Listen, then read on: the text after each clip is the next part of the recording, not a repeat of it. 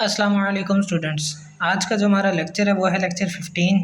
Topic आज हमने जो पढ़ना है वो है comparing properties of ionic compound and covalent compound. Simple सा हमारे पास आज इसका कॉन्सेप्ट है। स्टार्ट करते हैं अपना लेक्चर। सबसे पहले हम इनकी देखते हैं प्रिपरेशन। आयनिक कंपाउंड और कोवलेंट कंपाउंड बनते कैसे हैं।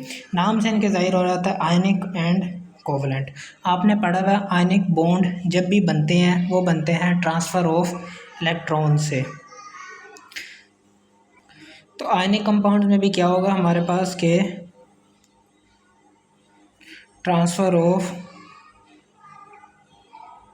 इलेक्ट्रॉन। जब भी एक एटम दूसरे एटम के पास अपने इलेक्ट्रॉन्स को ट्रांसफ़र करेगा तब हमारे पास आयनिक कंपाउंड बन जाएगा। तो ऐसा एटम जो अपना इलेक्ट्रॉन डोनेट कर रहा है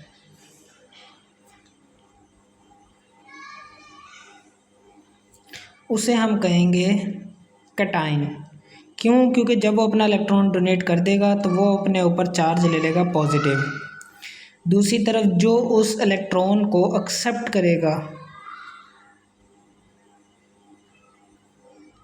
वो उसके ऊपर चार्ज आ जाएगा नेगेटिव और वो बन जाएगा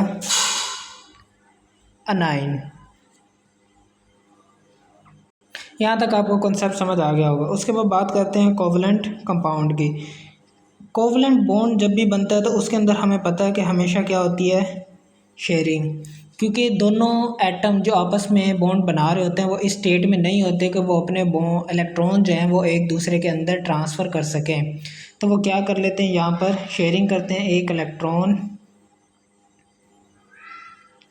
दूसरे इलेक्ट्रॉन के साथ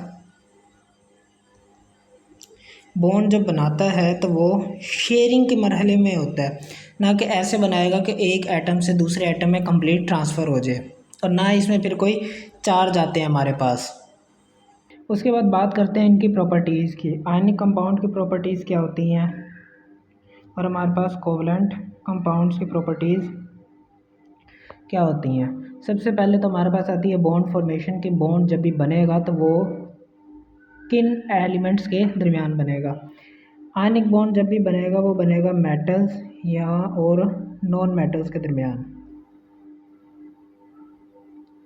और कोवलेंट कंपाउंड जो है इनके दरमियान जब भी बनेगा तो वो होंगे नॉन मेटल। दोनों एटम नॉन मेटल होंगे, दोनों एलिमेंट जो होंगे हमारे पास वो नॉन मेटल होंगे। आयनिक में हमारे पास एक मेटल होगा, दूसरा नॉन मेटल, क्योंकि एक देने वाला होगा और दूसरा इलेक्ट्रॉन को लेने वाला। कोवलेंट में शेयरिंग हो रही होती है, क्योंकि अगर इसमें मेटल या नॉन मेटल का कॉन्सेप्ट आएगा तो गलत हो जाएगा हमारे पास। तो दोनों लेना चाहते हैं और दोनों ही फिर अगर कहते हैं तो शेयरिंग कर लेते हैं इस वजह से। क्यों? क्योंकि दोनों को ज़रूरत होती है इलेक्ट्रॉन्स की। दूसरी बात करते हैं हमारे पास बॉन्ड टाइप। सिंपल आपको पता है कि इसमें आयनिक बॉन्ड होता है हमारे पास और दूसरी तरफ हमारे पास कोवलेंट बॉन्ड। उसके बाद इनकी स्टेट किस तरह की होती है। अगर तो हमारे पास रूम टेम्परेचर है 25 डिग्री सेल्सियस तो हमारे पास आयनिक हमेशा जो होंगे वो सॉलिड होंगे, और जो कोवलेंट होंगे वो हमारे पास यहाँ तो लिक्विड होंगे, यहाँ पर गैस होंगे, और सम टाइम हो सकता है हमारे पास ये सॉलिड्स भी हों, कुछ ऐसे होते हैं हमारे पास। उसके बाद बात करते हैं सोल्यूबिलिटी के। ये मिल मिक्स होते हैं, किस में मिक्स होते हैं, पोलर में होते हैं, नॉन पोलर में होते हैं। जो हमारे पास आयनिक होते हैं ये हमारे पास मिक्स होते हैं हमेशा soluble in polar solvents. Polar solvent से मुराद क्या है हमारे पास, जैसे वाटर हो गया। और दूसरी तरफ जो हमारे पास कोवलेंट हैं ये किस में सोल्यूबल होते हैं, ये नॉन पोलर में होते हैं, और ये पोलर में मिक्स नहीं होते। जैसे वाटर हो गया, इसके अंदर अगर हम किसी भी कोवलेंट कंपाउंड को मिक्स करना चाहेंगे तो वो नहीं होगा। नॉन पोलर से मुराद किस तरह की चीज़ें हमारे पास, जैसे ईथर है, बेंजीन है। और इसके बाद जो सबसे अहम प्रॉपर्टी होती है आयनिक कंपाउंड और कोवलेंट कंपाउंड की, वो इनको डिफरेंशिएट करती है इनकी कंडक्टिविटी, कि क्या ये हीट और करंट को पास करते हैं अपने अंदर से या फिर नहीं करते। तो जब भी आयनिक कंपाउंड की बात होगी तो ये गुड कंडक्टर होते हैं और अपने अंदर से करंट और हीट को पास होने देते हैं। क्यों? क्योंकि इनके पास फ्री इलेक्ट्रॉन्स होते हैं।